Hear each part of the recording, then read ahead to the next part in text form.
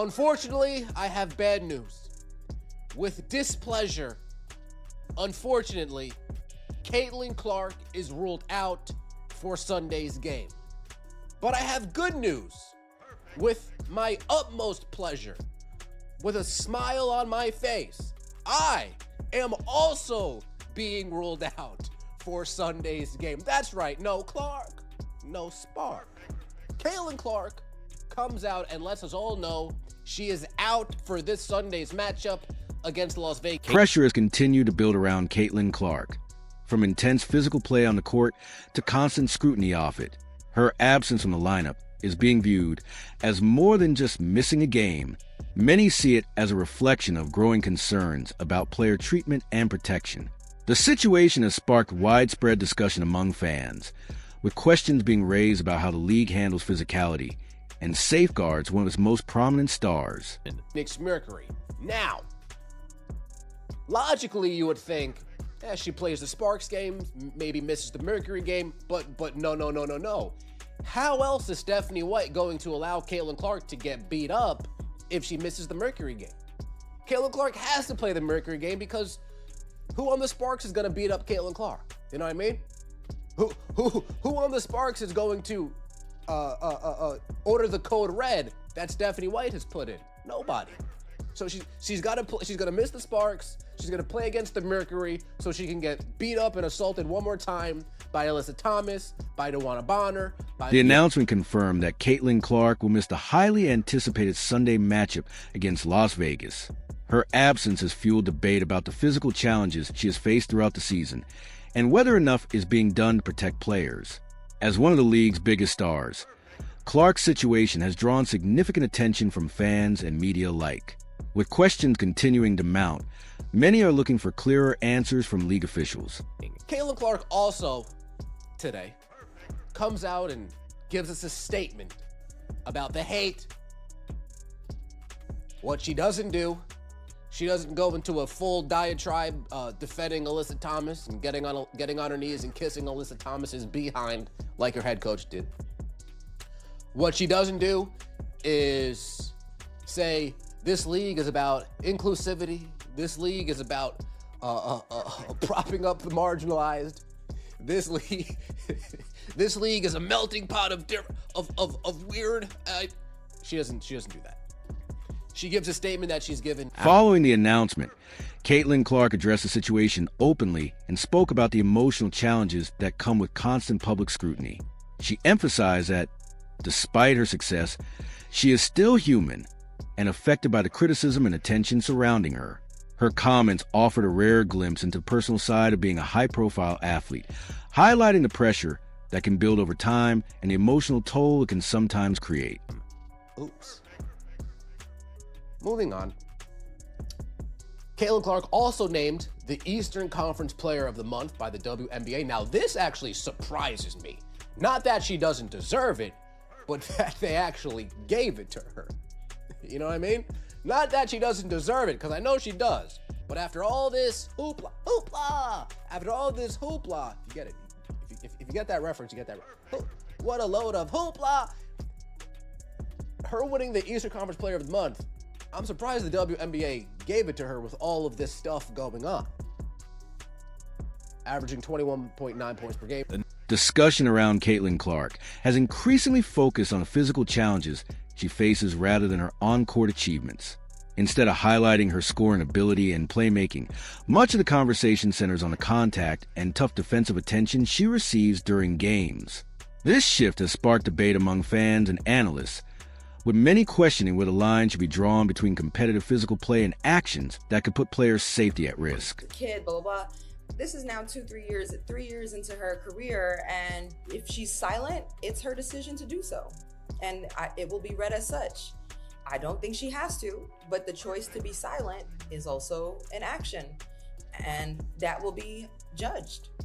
And for me, this is the opinion of Roz, I think it would be cool to hear from Caitlin. I think she's a good person. I'm sure she's not at all, hoping these types of things happen to her fellow colleagues of the WNBA.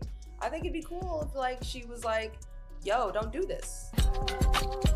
And this post actually gets community noted, noting that she's already done this before. Questions continue to surround how the Indiana Fever and league officials are responding to the challenges facing Caitlin Clark.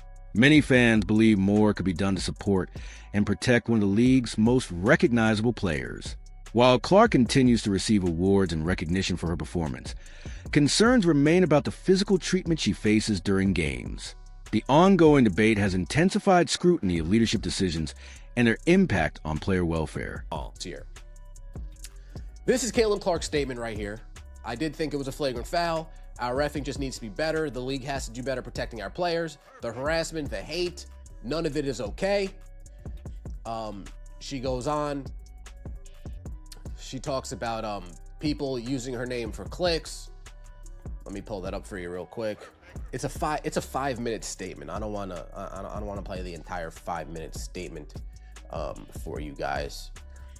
She goes on. She says, people are using my name for clicks in ways that are inappropriate. It seems everyone wants clicks. We've done so much to help the game grow in the course of the last 3 years. Caitlin Clark was recently named Eastern Conference Player of the Month, recognition that reflects her outstanding production and impact on the court. Her scoring, playmaking, and overall performance have placed her among the league's top players. However, the honor arrives during a period of intense discussion surrounding her season and recent absence from the lineup. As a result, the achievement has become part of a broader conversation about both her success and the challenges she faces. And I think it's difficult. I think a lot of people sometimes think I'm a robot. I'm not a robot. I have emotions, I have feelings, and it can be really difficult to go through a lot of that. And I'm 24 years old trying to navigate a lot, and I think at times I've been in this world for 4 years now, and you would never change any of it. But there are times that it is hard, and there are times that it probably affects me a little bit more than I do put on, and I would never change any of that for the world. But I think it's important that people do remember that part of it too. So at the same time, it's really interesting to me because even I turned the TV on Sunday. While Caitlin Clark remains sidelined, attention has already shifted toward when she will return to the court. Upcoming games against the Sparks and Mercury present important decisions regarding her recovery and workload. Fans and analysts continue to debate the best approach, weighing competitive considerations against long-term health. With several challenging matchups ahead, her return timeline has become a major topic of discussion as the Fever look to manage both performance and player well-being. I've never seen a headline is like, and I don't remember who wrote this, and I try to stay away from social media as much as I can, but sometimes it can be hard. Like, I need to be aware of certain things, and obviously my team makes me aware of certain things, and it was like, the headline read like, this season has been everything but fun, and it's just full of frustration for Clark and the Fever. And I'm like, no one ever asked me that. Nobody ever asked me that. Like, that's wrong. Like, discuss my play. Discuss if I played bad. Discuss if I played good. Like, discuss our play. And at times I understand there's other things that need to be talked about. Great, whatever. But let's continue to move on and, things like that. And but I think just focusing on the joy and the amazing parts of this game. Caitlin Clark recently spoke candidly about several challenges facing both her and the league. She emphasized the importance of improving player protection, noting that officials often face difficult decisions in fast-moving situations, and that continued investment in officiating could benefit the game. Clark also addressed a growing amount of attention surrounding her name, expressing frustration that discussions about basketball are frequently overshadowed by outside narratives and controversy.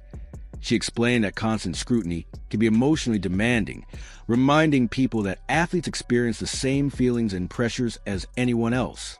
Her comments offered insight into realities of handling fame, criticism, and expectations while competing at the highest level.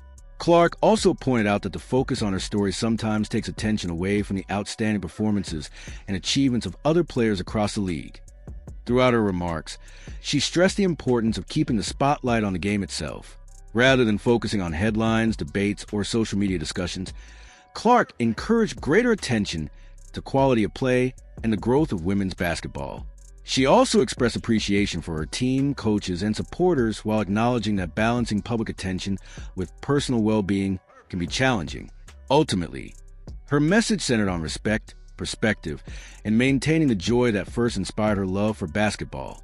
Recent discussions surrounding Caitlin Clark have extended far beyond her on-court performance, touching on topics such as officiating, player safety, media attention, and the future direction of the league. Clark has highlighted the importance of investing in officiating and ensuring that the game's infrastructure keeps pace with its rapid growth. Many believe that stronger support systems can help improve consistency and maintain a safer environment for players. At the same time, Clark has continued to emphasize her love for basketball and her appreciation for the fans who fill arenas to watch the sport. She has spoken about wanting to focus to return to the competition itself rather than the endless debates and headlines that often dominate coverage. Her comments reflect a desire to celebrate the talent across the league and keep attention on the game's positive momentum as the Fever navigate upcoming challenges. Clark's health and availability remain major storylines. Her absence highlights the significant impact she has on her team and on the league as a whole. More broadly, the conversation has sparked reflection about how women's basketball is covered, how players are supported, and how the sport can continue to grow. Through it all, Clark's message remains centered on respect for the game, player well-being, and preserving the passion that draws fans to basketball.